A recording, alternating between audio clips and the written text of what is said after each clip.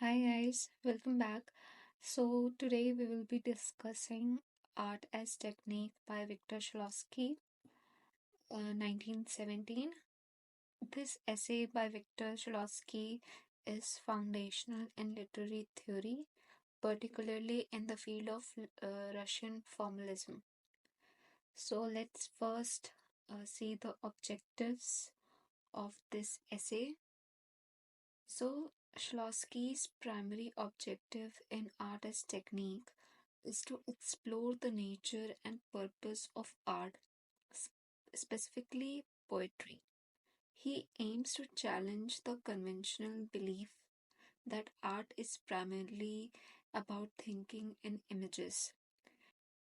Instead, he proposes that the essence of art lies in its ability to make the familiar seem strange, a concept he terms defamiliarization or estrangement. His goal is to shift the focus from the content of art to the techniques and methods that artists use to present their work. Now let's delve into the arguments that Victor presents in this essay. So the first would be that I would be focusing on would be imagistic thought. So the argument that he argues here is that the idea that the chief characteristic of poetry is thinking in images. So the conventional view was traditionally it was believed that poetry is defined by its imagery. This view suggests that poets create unique and original images. Shklovsky's view here was that he challenges this by pointing out that images change very little over time and are often borrowed from other poets. He asserts that the originality of the poetry lies in its technique rather than its images. For example, he notes that many poets use same images that have been used for centuries, and what distinguishes poets is not the images themselves but how they arrange and use them. The second and very important argument that he presents in this essay was the concept of defamiliarization. So, the argument was the central concept of Shklovsky's theory is defamiliarization or estrangement, which is the technique of making familiar unfamiliar to renew the perception. This concept by Shklovsky is explained as that we become accustomed to certain objects and experiences. Our perception of them become automatic. We become habitual to these experiences and these objects. So that experience, that objects, perception becomes very dull to us. We begin to see them as mere symbols rather than experiencing them to their full potential. So, he explains the role of art here, that he says that art disrupts this automatism. He disrupts this habitual perception of objects and experiences by presenting the objects and experiences in unfamiliar ways, thereby making us perceive them afresh and restoring the sensation of life. He uses the example of habitual action like dusting furniture. If one cannot remember whether they dusted a particular atom, the action becomes automatic and unconscious. Art, on the other hand, makes us fully aware and conscious of such actions. The next major argument by Shklovsky was the differentiation between poetic language and practical language.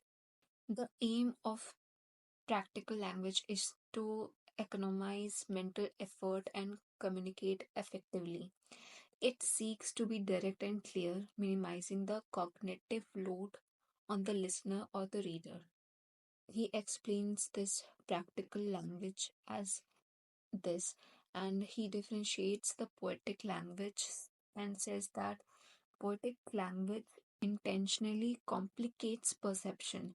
It uses techniques that slows down and lengthens the process of perception, thereby enhancing the aesthetic experience. He uses the example that he contrasts everyday expression with poetic expressions, emphasizing how poetic language uses devices like metaphor, repetition, and hyperbole to create a stronger emotional impact.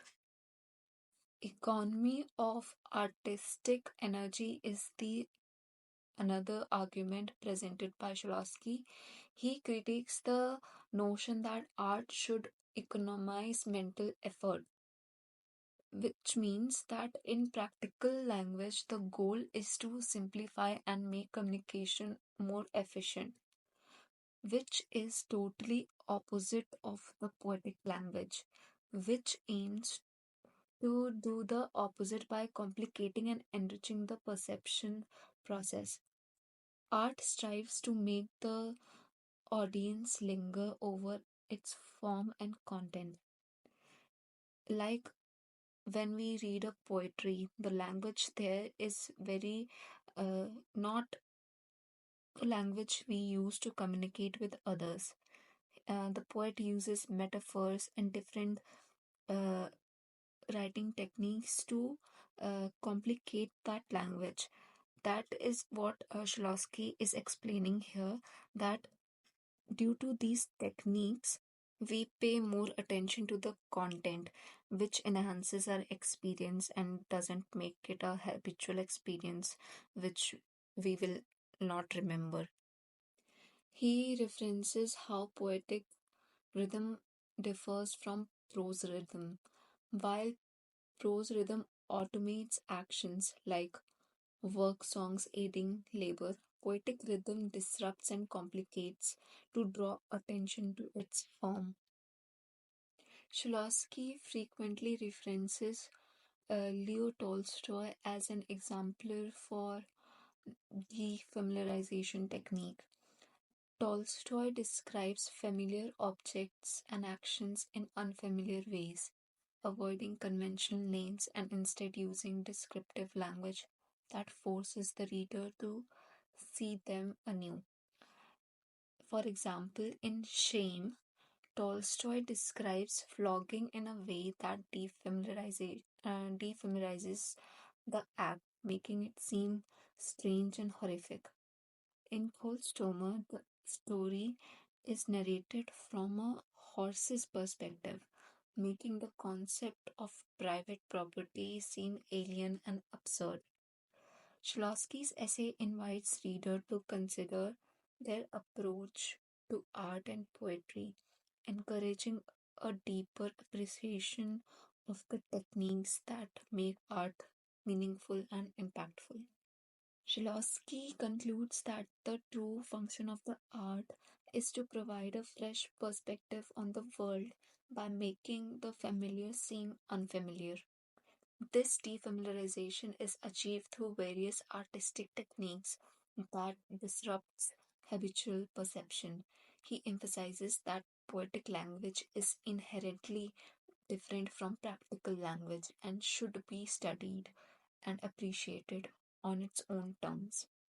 Ultimately, Shklovsky's essay establishes a new framework for understanding the purpose of and the function of art, shifting the focus from content to form and technique. So, this concludes this essay.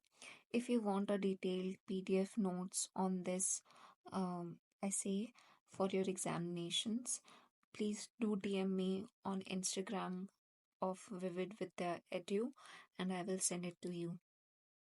Bye. See you next time.